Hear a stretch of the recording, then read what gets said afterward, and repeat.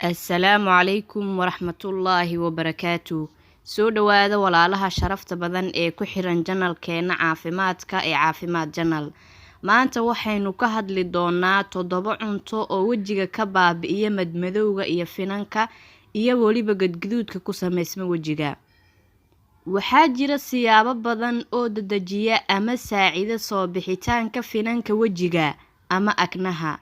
Waxaana ka mid ah daawooyinka qaar, heerka hormoonada qofka, bakteeriyooyinka qaar, iyo qanjirada finanka oo aad u shaqeeyo, iyo sidoo kale dadka walwalka iyo fakarka badan. Nadaafadu waxay door weyn ka ciyaartaa furidda afka qanjirada saliidda leh ee xirmay si aysan finan cusub u samaysmin. Acne waa dhibaato ay ka sheegtaan in ka badan 85 dhalinyarada maanta, mana ahan cudur halis ah. Dhibaatada ugu weyn ee uu ku keeni karo waa wajigaaga oo haara yeesho, dhaawac nafsaani ah, niyad jab iyo ka go'ida bulshada, arrintan oo u badan gabdhaha. Haddaba maanta waxaan idiin soo gudbin doonaa 7 cunto oo wajiga ka ilaaliya nabraha, madmadowga iyo gadgaduudkaba. 1. Biyaha. Cabitaanka biyaha wuxuu jirka ka sifeeyaa sunta, wuxuuna kaalmeeyaa bixitaanka haaraha aan jirka u baahnayn. Sidoo kale waxa uu dhalaaliyaa maqaarka jirka. Cab ugu yaraan 8 galaas oo biyo ah maalin kasta si maqaarka jirkaagu uu u noqdo mid iftiimaya. 2. Shaaha cagaaran. Caleenta cagaaran ama shaaha cagaaran waxay leedahay faa'iidooyin badan. Waxaana ka mid ah nidaaminta sonkorta dhiigga, waxayna maqaarka ka ilaalisaa finanka.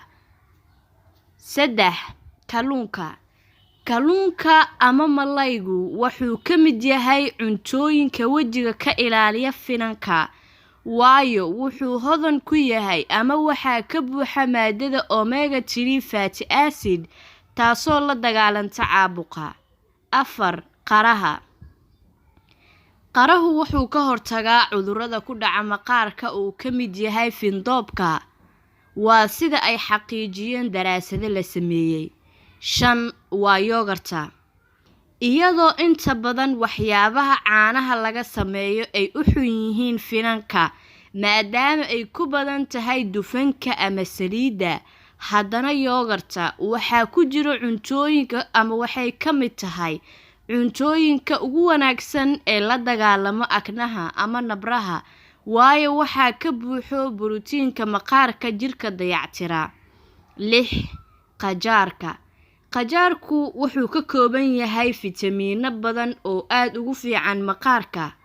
Wuxuu qabtana waxaa ka mid ah in uu ka hortago duuduubka wajiga ama da'da oo qofka ku soo degdegta, iyo inuu baabi'iyo meelaha cuncunka ama nabraha. Sidoo kale maqaarkaagii bedelmayna inuu kuu soo celiyo, uuna kuu siiyo jirkaaga dhalaal iyo nadaafad qurux badan. Ta ugu dambeysa ee 7 waa karootada. Karootadu waxay qani ku tahay fitamiin A, kaas oo kaalin weyn ka ciyaara furidda afka qanjirada saliidda ee xirmay si aysan finan cusub u samaysmin.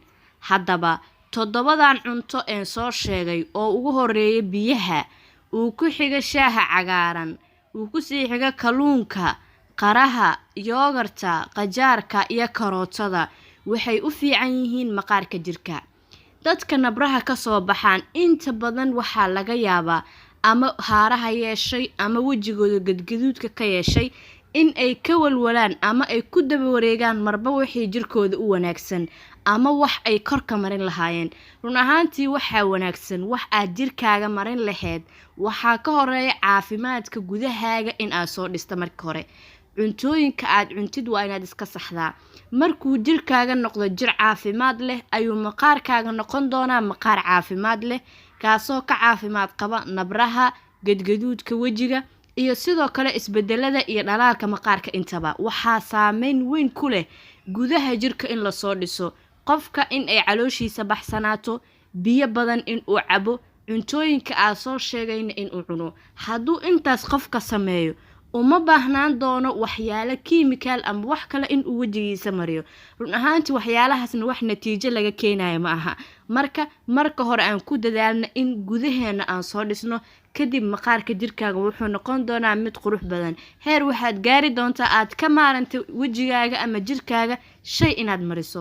waad mahadsantihiin walaalaha qaaliga, waan filayaa inaad ka faa'iideysateen videogan. share gareeya, walaalaha kale inoo gaarsiiya, like-tana inoo saara. waa mahadsantihiin. wassalaamu calaykum.